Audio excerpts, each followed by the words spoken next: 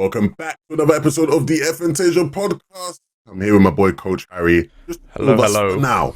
For now. The other two will be joining us, but late people as always. You know, we hate late slacking. People. Yeah, slacking. They don't really care. But we got so much to talk about because I feel like in the week we did the comp awards, like that sort of like 2-week turnover, like everything possible has happened in the Fortnite community. That is possible. So we're going to talk about all of the news and all of the drama and all of that. We're also going to be talking about FNTS and actually catching up on some of the things we missed there with some of the new teams and drama, etc. But to start off with, Harry, I think we have to talk a bit about what the last episode was. The comp awards. Big shout out to SPG for the comp awards. Yes. So to explain to a lot of you guys, our loyal viewers here, we essentially focused on the comp awards being very positive, right? Obviously, the awards that were handed out weren't voted for by solely us, right? Other people voted, the community voted for a lot of them, right? So we, you know, there was less control of the awards and the results on us as usually when we do like award-based stuff on the FNTASIA podcast, right? And so some of the results, none of us agreed with. No, not at all. Not at all. Naturally. But we wanted to focus on giving praise to the people who won because, you know, respect and big ups to those people as well. So I thought it'd be fun to quickly just go over some of the awards where we both maybe had different opinions because we obviously both voted for these awards, right? And just have a quick chat about them and some of the controversial ones as well, because I think there's one in particular, the EU Player of the Year, that was very controversial. So any of the community awards, Harry, you were like looking at thinking, now I would have went a different way? I mean, it's kind of one of those things, really. It's like what I perceive, like maybe, for example, like Stream of the Year or Personality of the Year, it's going to go to people who have the bigger fan bases, right? You know, the French community obviously are going to come out strong. Same with Clicks being the, or not Clicks, the funniest moment of the year being the Mongrel and Savage going to NA stuff. Didn't really understand how that's funny at all. But it was not funny. But, no, but that's kind of what you're going to get with the community awards, right? Is you're just going to get some of these, like, no, not random people winning, because you can kind of see how they do win, but it's like, it is one of those things that maybe is what I perceive as not what everyone else perceives, but that's kind of like the beauty of I would say the community awards, at least. The comp awards, I have some strong opinions on a bit of the comp awards stuff, but community awards, I understand that, like, how it's going to be. Yeah, community awards can sort of, again, it's just about who voted.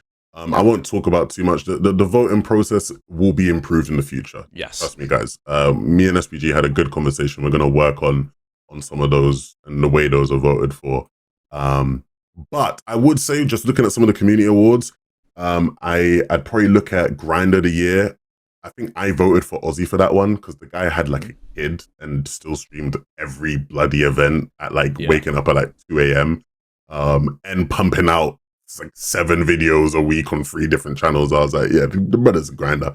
Yeah, there was a couple others as well, I guess, that you could have maybe went in a different direction. But ultimately, like you said, Harry, it's just going to go to the biggest community. There's not really like a, you know, you know what I mean? Some people, like, I thought Click should be Stream of the Year, right? Like, for me, Click's being Stream of the Year was like a no-brainer. I think he literally won, like, Fortnite Stream of the Year or something at like the actual Streamer Awards. Yeah. So I was like, seems like a bit of a no-brainer to me, but yeah, the comp awards. I didn't even vote for Clicks for Stream of the Year. I voted Mongrel with the comeback, coming back after a year. Yeah, makes sense. I guess they had a crazy comeback, and a lot of people forget the start of the year was because they both had, like, him and Savage had like 100K viewers streaming Major 1. It was insane. So no, went to NA and everything, and like I feel like he needs to get his props where it is. You know, like for someone who had quit the game for as long as he did, then to come back, bring the numbers he did, bring the entertainment he did, I felt like he deserved an award for that. For sure. Yeah. All right, we got Boop in. And Boop is here. I am the Streamer of the Year. Cue the Undertaker music. Perfectly sound. All right, okay, Boop. So Boop's here now. So let's talk about the comp awards. Okay. So Breakout Player of the Year, Chap 1. I think that was fairly straightforward. I don't think most people would disagree with that one. Cast of the Year went to your boy. We take those. Org of the Year. Rigged. Fully rigged. He won an award on his own podcast. Rigged. Org of the Year. Now, this was a bit of a slept on one. that I didn't see many people talk about because most people don't give a crap about orgs in Fortnite. No. But Exit won it, which I think is deserved. Power not being nominated, I think, is quite harsh. I actually had forgotten about it completely. But when you actually think of orgs who, you know, invest in talent and get like the best out of their talent content-wise, Power does it like as good as anyone else in the Fortnite comp, right? Like they had a bunch of really cool documentaries that they did last year. At every single like LAN event I went to last year, there was like a Power film crew like filming some shit. Obviously, Lachlan does a lot with them as well. So I thought it was a bit unfortunate that Power didn't even get nominated for this one. I mean, it's very fitting for an Oceania team to be forgotten, right? Or like an Oceania org to be forgotten this way. Honestly, I forgot they were a thing. Like, you know, it's Lachlan mainly as like the big boy, and then everyone else is like underneath it. But they actually do a lot with their content, and surprisingly enough, they do a lot with the competitive roster as well. Because I think like Alex and all the other guys, they're constantly in like the content videos within the Power team. So definitely does deserve a shout out, and you know, maybe that's on us for forgetting, or on you guys for not also voting. The community, it's not us. We didn't decide this. But we scared the community away of Oceania, though. That's the main thing. We scared them away. I think that's one man on this podcast who is not here yet, but I think he actually just got here, so we'll add him to the call in a bit whenever he gets here. We'll shit talking whilst he's there, so he can listen to us. Yeah, but exactly. I generally like. I think Gentlemate's org of the year. I don't know. I feel like for them, what they came into and then what they ended up creating within the scene, I feel like is something. There goes Boop. That I feel like that's one of the things that should have been sort of. I mean, I guess with Nikov, it kind of did got the respect it needed. But I feel like for org of the year, I felt like they did a lot, which was good for the community and good for the comp scene at least. So if org of the year was community voted, they would have won. Yeah. Coach of the year went to Raz. Deserved. Don't think most people have any calls about that one. Duo of the year went to Peterbot and Poyo. Now, this was something I forgot to mention on the show, which I wish I had. But they were unanimous winners. And for people who don't know what that means, it means every single panelist who voted for them as the first place team, the winners, which is quite obvious. I'd be surprised. Right? I know that sounds very obvious, and in our case, it is very obvious, right? That they would be the only team people voted as Duo of the Year. But that's very rare to happen. Like, I don't think that's ever happened before in the history, which once again just shows how dominant and historic the year those two had was. Asian Player of the Year, Toyota. Not too many surprises. OC Player of the Year, Alex. Cal Gamer, gone. Again, I'm just not going to pretend that I watch enough of those regions to tell you whether someone got robbed or not. But let us know in the comments if one of those smaller regions players did get robbed. Peterbot absolutely robbed Poyo for Player of the Year in NA. Can't believe he won that one. No, it's like, of course, the big one, EU Player of the Year. This is the one that so many people had things to say.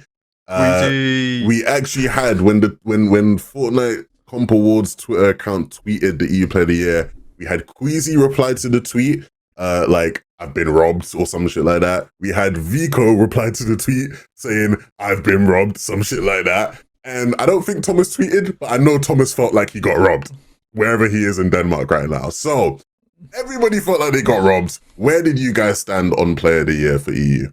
I mean, I don't know if this is what everyone here agrees with, but I just think Queasy should have won it. I just look at the year they had, and I'm so obviously been in my situation with Queasy and everything, but I think he was the best player, most consistent over the whole year, and especially with their LAN performance afterwards, like, I just think it should have gone to Queasy for sure for EU Player of the Year. You're muted, Boop. You're muted. Can't hear you. Harry, he can't hurt you, man. No. He can't hurt you anymore. You're safe. Don't worry. He's in Germany now. And that's closer. He's getting closer. That's closer. Yeah, he's like the snail, you know, he's like slowly creeping towards you to meet your untimely death. Yeah, honestly, I got a DM from Vico because he listened to the previous week of the podcast. Like, Boop, if I don't win, I've been robbed. And he sent me like a whole list of all of his plays. Like, I had a bad week. I had a thing with Pink. I got like 5th, and then I won.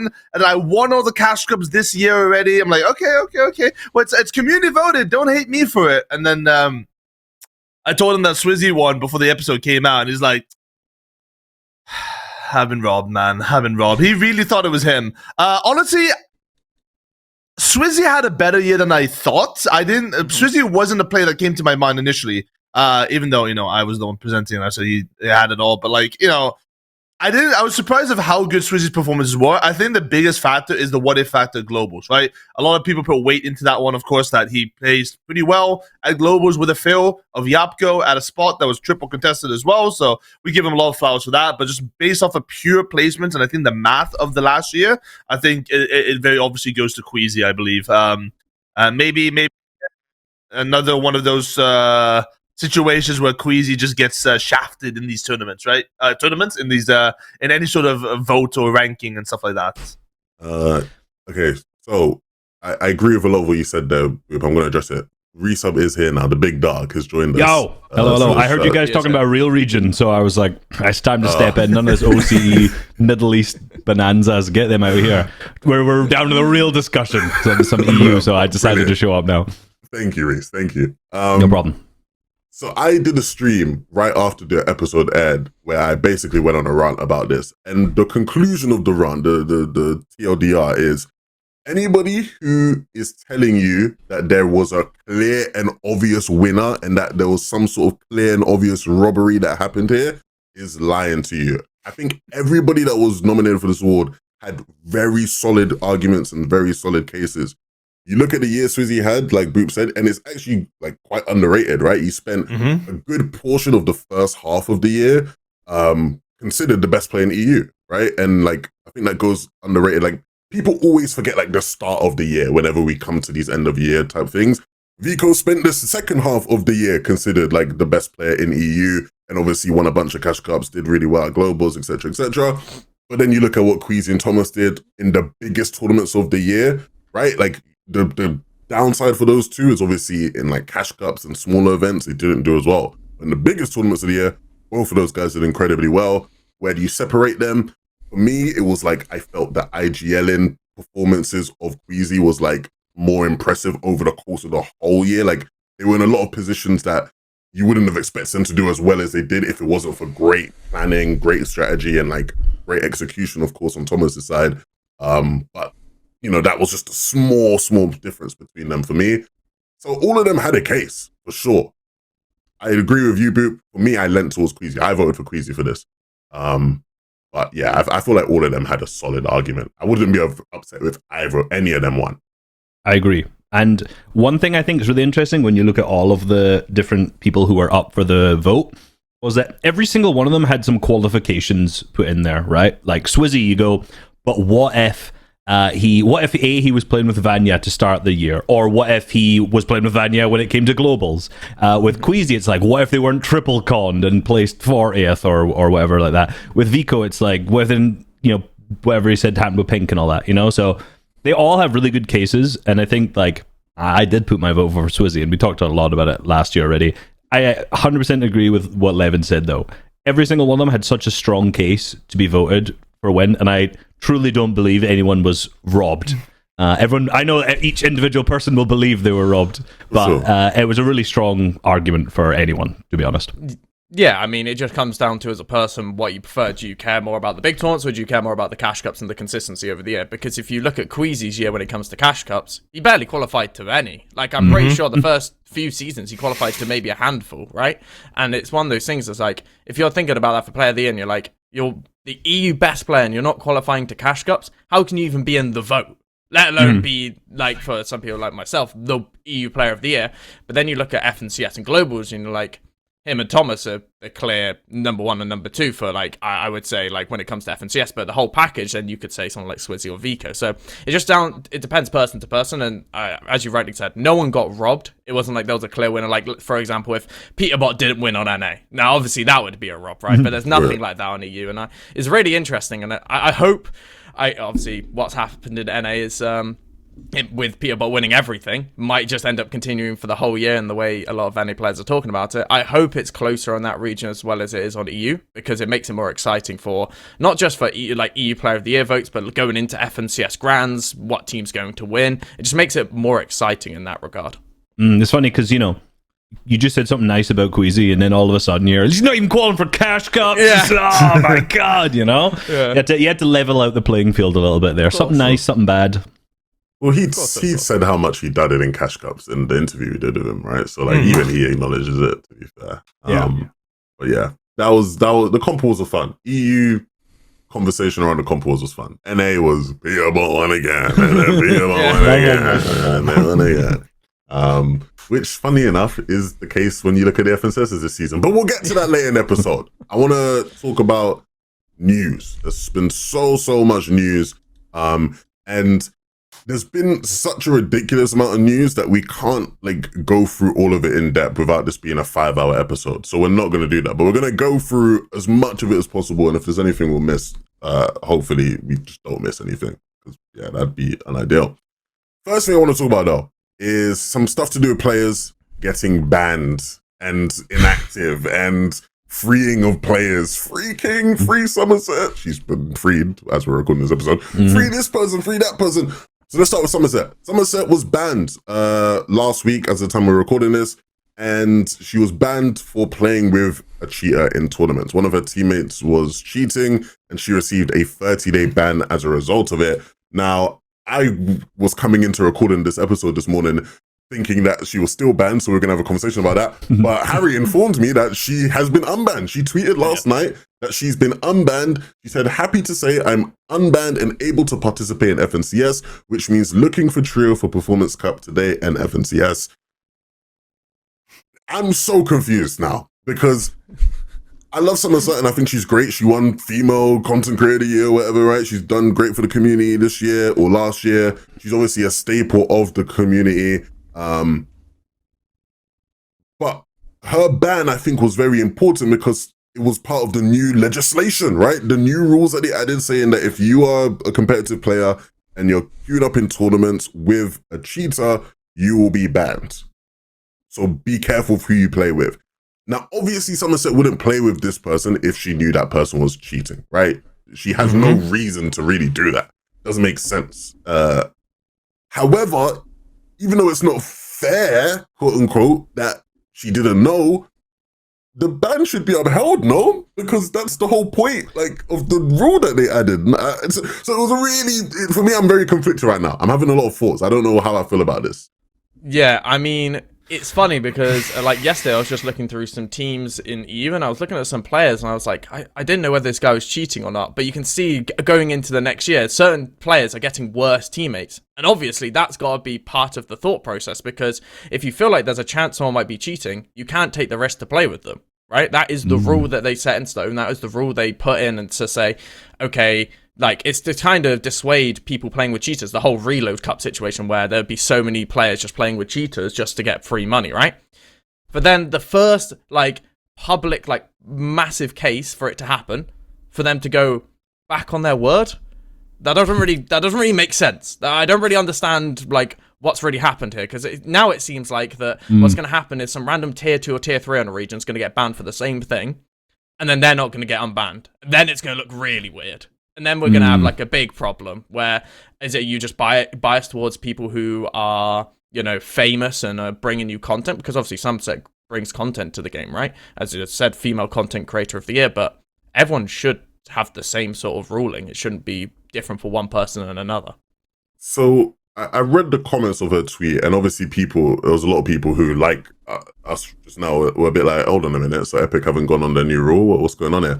And essentially, from what I'm sussing out is her teammate that was cheating wasn't cheating while playing with her in the trio tournament. He cheated in a solo cash cup after they played or before they played or something like that. And the guy that did it, apparently there's messages between them or something where he's confirming this is the case. He's like, I cheated in solos, I didn't cheat in this, but that just sounds, that doesn't sound bad to me. That doesn't really, I don't know. I mean, here's the thing, right? Harry, you said, should they set the precedent where if you're a creator, a big player or whatever, you just don't get banned? Yes. Fuck it, right? I'll be honest here.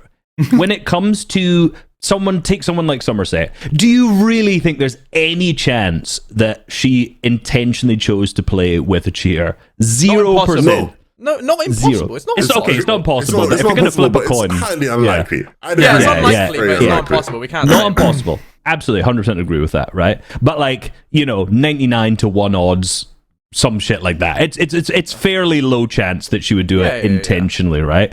And I think the main reason for this ban is for people who are just doing it intentionally, right? Now, for your average player, you take, Jimmy Big Bob, who's random FNCS player, and he just accidentally queues up with someone who's cheating or whatever. Epic and will have absolutely zero way of being able to tell if that was intentional or not, right? Whether he goes through the support system or whatever it is, there's just no way they're ever going to be able to figure out if that's true or not. But if you are a big creator, you have a platform, you stream everything, it's so much easier to tell whether or not this was intentional or not. And in this case, say even they were cheating when they were playing together and it wasn't, the solo cash cup business that you just mentioned, it's there's a pretty good case for you just to sit and be like, yeah, she probably didn't do it, let's unban her, right? But again, if it happens to people who don't stream, who aren't public faces, there's no way to tell, so then the ban maybe would apply.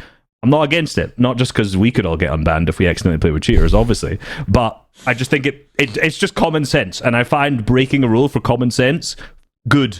I will take that. That's fine. Epic Games doing something that's common sense, thumbs up. I'll do it for once, Yeah, so I'm in between this. It's because I agree with you, because if it's a random person, you just can't trust them, right? But in this case, it's a person that's well known, they have a reputation online, they'll likely not know it. I was also reading through the whole list here of messages, and apparently, the person, I guess, didn't cheat or used to cheat and was banned on previous accounts, and now they are cleared off of that or something. I'm not too sure about it. At the end of the day, the question is about precedent, right? And whether or not people see this and see if Somerset got them banned, then I'll probably get them banned as well, right? If you're a big creator, but I mean, even in the case of other people, when Cammy and Seti and Pedage and those guys got banned, it took them a while to get them banned as well, right? It's a similar type of thing where they also had a rule about teaming, and it was very clear, don't trade Surge, and then they also got them banned. So the question is, at what point do we get, and what tier do we get before it does action? Is a random person gonna get the slaughtering here, or the guillotine, so that he's put as an example? Who's gonna be the first example of this happening? Honestly, if Somerset was the first example, it would be a pretty strong case for people look, even Somerset's not evading the rules here. But it's a tough one. I think it's the problem with this whole thing is it's so difficult to determine if someone knew it before that, right? And also, what is the time between someone cheating and playing with you and you getting banned, right? Because I heard that I thought there was a warning first, and then if you kept doing it, then you got banned. But apparently now you just get instantly banned, right? Because Peterbot got warning, and someone else, I forgot what other player it was, but Peterbot and someone else, when this rule got added, they got warnings. I just assumed it meant that they played with someone, but maybe not in a tournament, who was cheating. But even I think it was, because you might play creative 2v2s against someone and they're cheating, or maybe you play arena or something. So I thought it was warning if it's not in a tournament, and then if you're in a tournament, straight ban. But even I don't know, I'm just speculating. That would be harsh, even if it was that. Yeah, I don't know. If you play one-off tournament and then it gives you a warning, hey, this guy you played with got banned, right? Right. Actually, the question is, would the player have gotten banned? Because if there was an action that you knew, then or they knew that this person was cheating and they banned Somerset because of it, wouldn't that player have been banned? So I guess it is the first time at that point, unless you played with another cheater after her teammate got banned. I don't know what teammates Somerset had here, right? I think that's pretty important.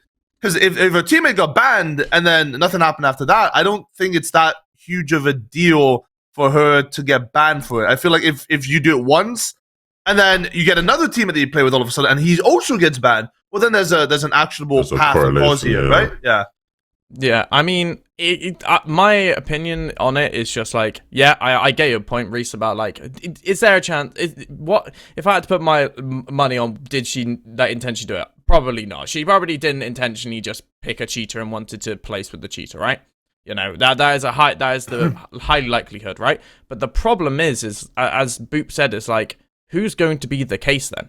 Who's going to be the one that everyone goes, okay, now the cheaters, now you can say, okay, if I'm a cheater, I'm okay, maybe it scares you off a little bit, right? Or if you're a player, scared at least off with playing with cheaters. Now it's a situation where it's So if I'm a cheater, can I play with known people and then maybe I'll get away with it? Or like it's just a weird situation. Like I don't know. I don't know how to feel about it. It's kind of one of those things that if she stayed banned, I think no one would really have any problems with it because that's the rule. And now she's been unbanned. It's like now people are wondering like why, sort of thing.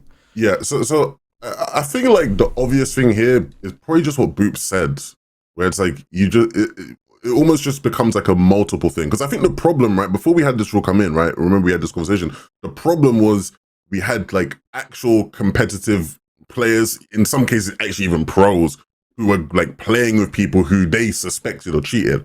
And in some cases, people who they knew were cheating. So I feel like it's like, if it happens the first time you play with someone, they get banned, you get a warning. If you then are playing with a cheater again, you get banned. I think that's like the simplest way to go about it. So in that case, yeah, like I think if that was fine, because then in that case, Somerset would have just got a warning, right? And then you move on, and then she's a bit more careful now. The next time she gets banned, I don't know. I feel like that's maybe makes more sense. But even then, I also hear what you're saying, Reese, because it's like if you can, if you're a notable person and you can prove in some way, because I guess this guy like confessed. Even that in itself is like shady, right? But in that case, this guy confessed that you know she wouldn't have known and whatever. Then yeah, fair enough. You know. Before this reminds me when I was like teenager, right? And I went out to this party and it was cold. Give this girl my coat because I was a nice guy because it was outside. Yes. And no, it was just Scotland. It's just cold. That's it. You know, and she was just stupid enough not to take a jacket to a midnight party in Scotland in the middle of like October or something like that. But later on, she had a smoke and she for some reason put the cigarette out and then put it in my pocket, right? Now, I did not set this on fire or anything like that, but I went home and my family is very anti-cigarette. Well, I'm not going to go through the whole reasons why, but I have not smoked a cigarette in my life. Evidence, and this story is relevant, by the way. You'll see how this comes back around. I can see where this is going, yeah. And my mum was like, I found this empty cigarette butt in your jacket. You must have been smoking when you were at that party last night. And I was fuming. I was like, what is going on here? I was like, I don't know, because I didn't find it. And then I was like, shit, I lent my jacket to that girl and she must have been smoking. And I was like, oh, that must be exactly what it was. So I text her and I was like, yo, you need to tell me in a text message that you smoked and then you put it in so I can show my parents. And this is literally, you know, obviously I'm not going to say Somerset message this guy and be like, please say. Yeah, it does. That's what it feels like. It feels like she said to the guy, yo, dummy, you better fix this, bruh. Cough up. Yeah. You know I'm going to unsend my message. But if I'm a cheater, I'm holding everyone hostage. Fuck it.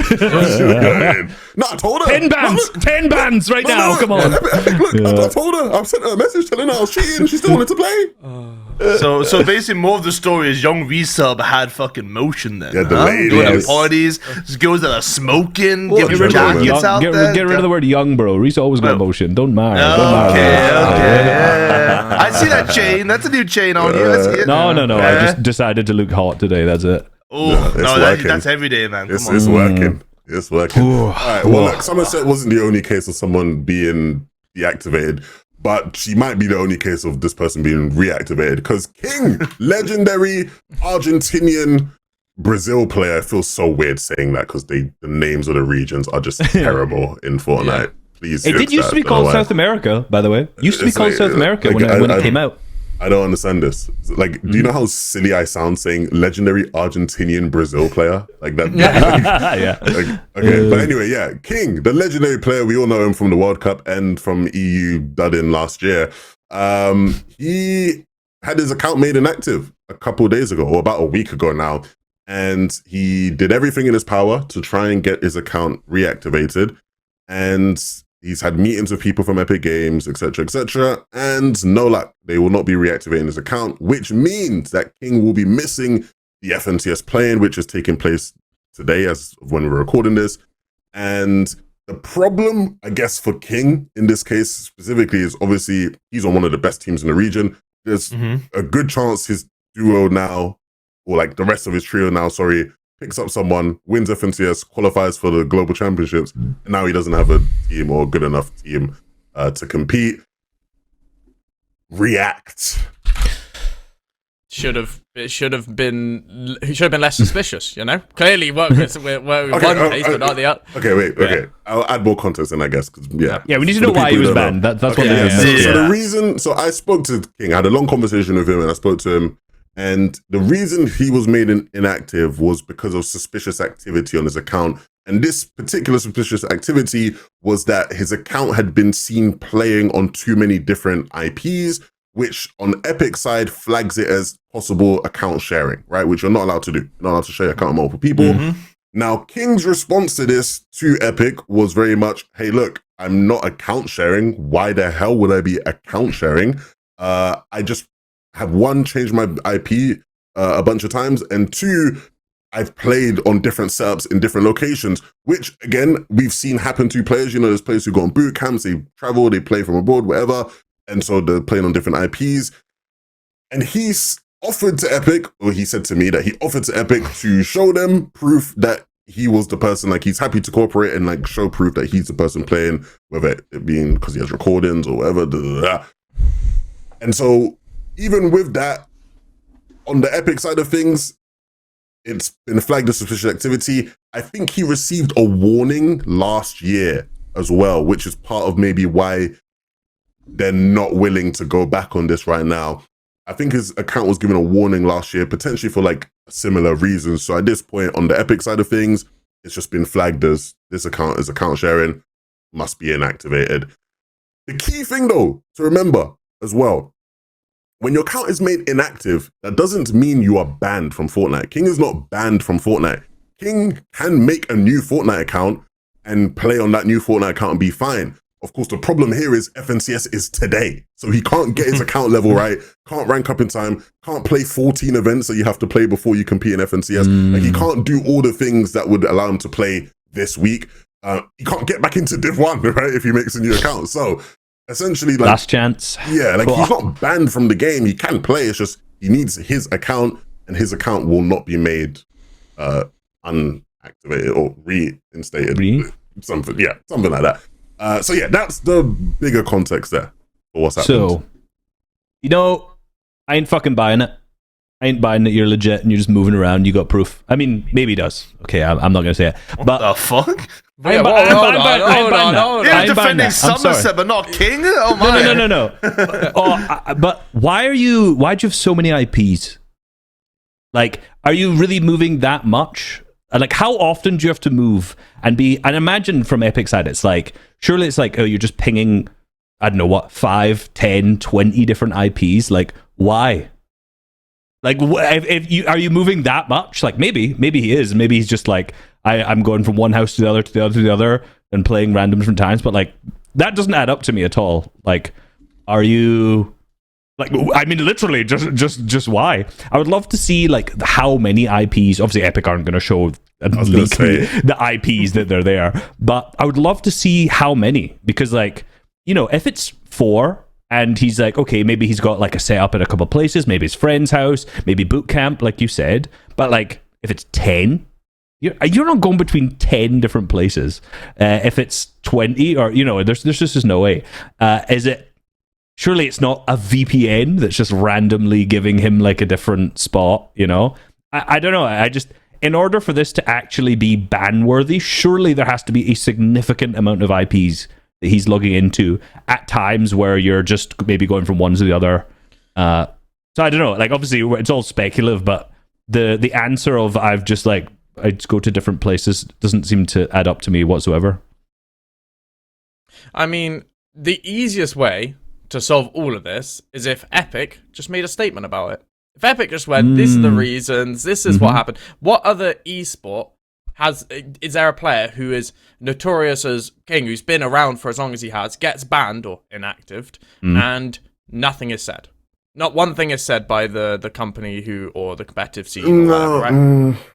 I just think that if they can't say, these are the reasons, these are the rules he broke, this is this, and maybe it wouldn't be easier, but I just feel like there should be more cases. Maybe not as consistently, because there are some players who get banned who obviously shouldn't be talked about, right? There's been plenty of times. But there are some certain situations where I feel like a statement should be made, because it feels a weird situation. We're hearing what King's saying. We're hearing, okay, these are the reasons why King's saying he's been inactive or banned or whatever, right? we don't know the exact rules and reasons why, just what King said, right? We don't know from Epic side what are the reasons behind it, and I just feel like one statement, yes, it won't fix everything and solve everything, but it might make things better. I don't know. I always think it's a weird situation when they don't make a statement. No, so I don't agree with you on here. I agree, because I have literally had the take in the past. I wish we had more like competitive rulings of why certain things have happened, because one, it's good to like in the case of like when there's surge trading and stuff, it's good for them to make a statement because it wards people away. It lets people know what's not allowed. This is not a competitive ruling. This isn't to do with something to do with competitive. He's not been banned here. It's it's like a bigger issue. It's beyond the competitive team, right? It's his account has breached whatever Epic's fucking security servers have said is right for an account. Like, this is much bigger than the competitive team. And to add to that, and you know this because I've told you this, or at least I showed you this. Yeah. So King has actually had more communication from Epic than 99% of players ever will. I agree. He actually had a meeting with like the competitive Fortnite manager in Brazil. Like an actual meeting with that person. So it's not like they've not like tried to communicate with him and resolve the problem. This isn't something that like a statement helps. Like, at least from, if I'm like, I don't know the inner dealings of Epic as much as people might think like I do because I'm a commentator. Like I genuinely don't know, right? But one thing I do know Fortnite is the voice. Zeke, it's funny because I did mention how we have so much things to talk about, and we did actually talk about all those things. We spent about an hour and a half, almost 2 hours, talking about literally everything that's happened. And the file corrupted, and we've spent the past hour and a half, 2 hours trying to fix it. But there's no resolution, and it's currently 3 p.m. on Wednesday when you guys are supposed to be watching the pod in the first place. So this episode's late on top of it being scuffed. So sorry about that. We will read all the super chats out on the next ep. We've already read them, but we'll just we'll pretend again. We'll pretend. We'll pretend we haven't read them. Sorry about that one, guys. There's not really much we can do, but at least you get the first 40 minutes of us talking about whatever the hell we talked about. I can't remember now because it was so long ago. So yeah, they killed Resub. He's dead now. Resub ran off with the file. Resub died trying to save the server. He ran into the quantum realm and tried to recover the files, and we lost him. So unfortunate. If you made it to this bit, R.I.P. Resub. R.I.P. Resub. Luckily, we recorded a YouTube video with Resub this week on my channel, so you can go watch that. There you go. Thanks. Don't watch that crap. Nah, I should go watch it. It's good video. Cool content. Go watch my channel. I made a channel as well. I've been doing some videos on there. 11-2K Fortnite. Yeah. Oh, promo. You want to promo something, Harry? No, it'll come naturally. If I ever start my YouTube ever, it'll come naturally. Don't need promos. I feel it sounds like you do need a YouTube because you need a Manscaped sponsor, mate. What's going on there? This is laziness. This is I don't know what to do. Well, it's actually so I can haircut ideas. I don't want to keep with the fringe anymore. I want a new haircut idea. So I'm just growing it out to have an idea. Show them what they're working with, Harry, you know? No, that is not getting shown. But just imagine like some massive V from here, like nice little V hairline. Like that's what you're working with. So any haircut ideas, let me know. I need some ideas. Okay, well, we appreciate you being humble. Comment down some haircut ideas from it. It's going to just be all bold. I genuinely do not want to see me bold. That is not something that's pretty. Well, sorry about that one again, guys. We'll see you all next week, hopefully for a not scuffed episode. Yes. We appreciate you. Peace out.